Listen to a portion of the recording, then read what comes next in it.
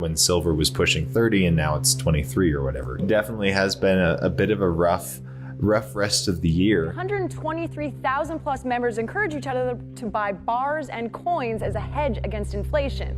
They want to push up the price of silver to, $1,000. So that's not true. We're never really out of silver, but what they're saying is economically mined silver at today's price, we are out. I don't know what Rick said further than that. My take is that it could easily triple, but it's more likely to quadruple or centuple. I think the run to gold, once it starts, and this will carry over into silver and the resource sector and the mining stocks and the oil sector and the energy stocks and the commodities in general, foods as well. Once that run begins, I don't think it'll be a triple. I think it'll be far more than that. And you're going to see what we saw, what I witnessed, what I went through in the late 70s and watching, soybeans go through the roof and, different commodities, of course, especially silver. Silver led the charge back then. And it's the weakest sister of all the commodities now for a variety of reasons, which we've discussed on your program before. But that doesn't mean it's over. In fact, I think it's far from over because there aren't many places you can go in today's world that keep your anonymity. There's hard currency, meaning, physical pieces of paper in whatever nation state you're in that uses them, metal coins, and most cryptos, for the most part, are not that anonymous. Plus, you've got to have a digital-based system to use them, which I'm not against. I own some, but there's nothing like cash and carry, and there's really nothing like real metal in times of uncertainty, which we are becoming, in my view, more uncertain by the minute. So probably exaggerated that, but more uncertain by the day. Definitely. It does seem like there is just so much going on nowadays. And one of the things I was going to ask you about is, what is the sentiment like in the silver market, and especially those really into silver who just attended the Silver Symposium? You were there. What was the feeling there when you were there?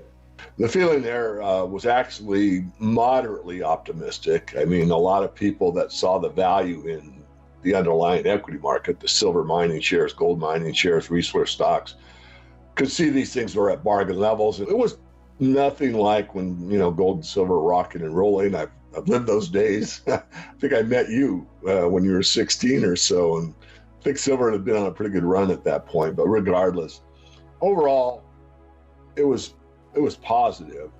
But I want to go back because I thought you were going to ask me a different question. So that was a sentiment at Silver Symposium, cautiously optimistic, long-term bullish. A lot of staid people just that, look, it's going to happen. I'm here for the long run. However, when you said, what's the sentiment like, I thought I would quote one of my members, premium members, that wrote me a email, and it went like this. The subject was silver, the investment from hell. And he went on to say, I'm a silver investor like you, and I feel like I just can't take it anymore. I watched, all these FANG stocks go up, what the stock market's doing, these cryptocurrencies, even gold isn't performing.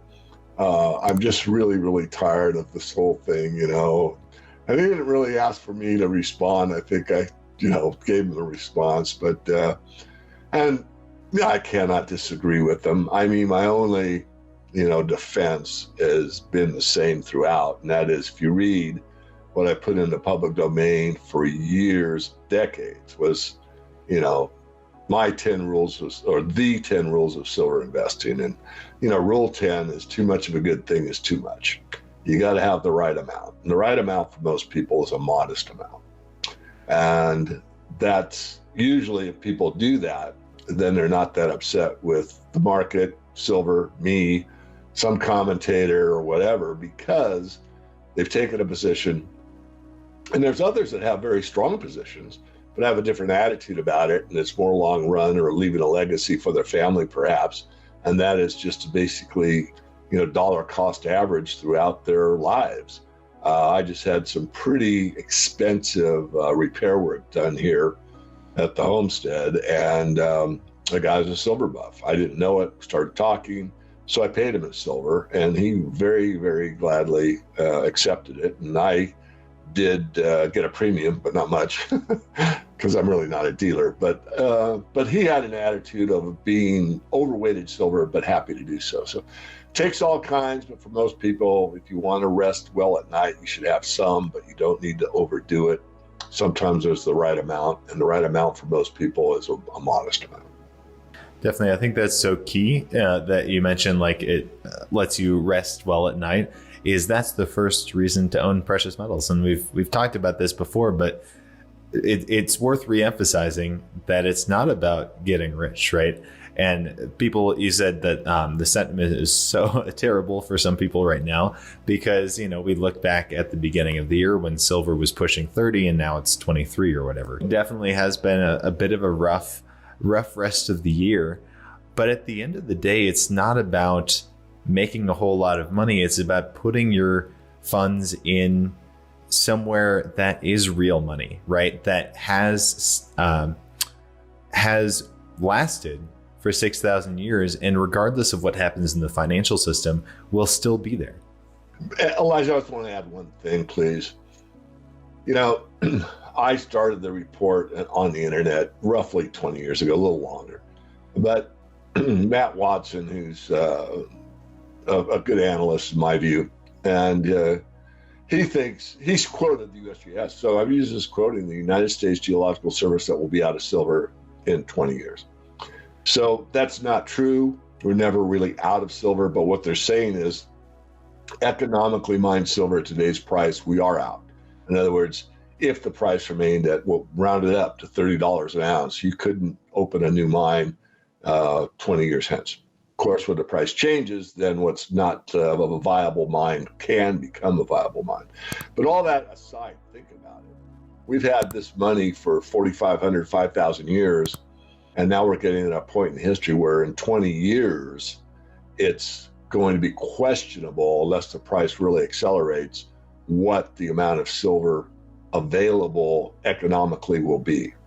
So, someone out there that was, whatever age, doesn't matter, started,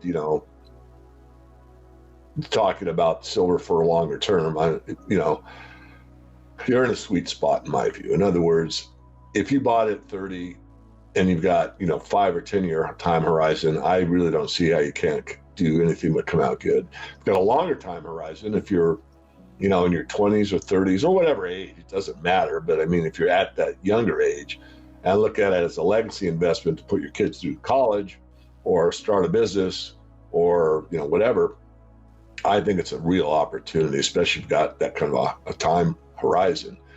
So I think the silver story is far from over. I know it's been a long and dull one for the last several years.